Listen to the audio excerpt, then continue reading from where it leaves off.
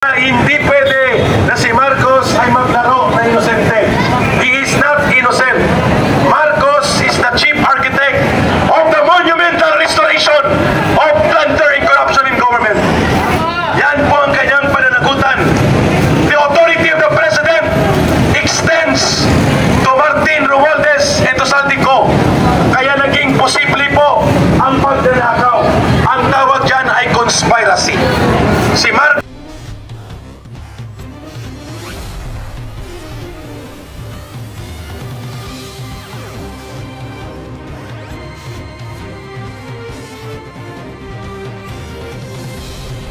sapagkat na alas 2 ng hapon ngayon, darating po ang mga manggagawa at iba pang sektor ng ating lipunan na makikipagkaisa upang magkaroon tayo ng panawagan na siyang sumasalamin sa dapat at nararapat na panawagan ng mamamayang Pilipino.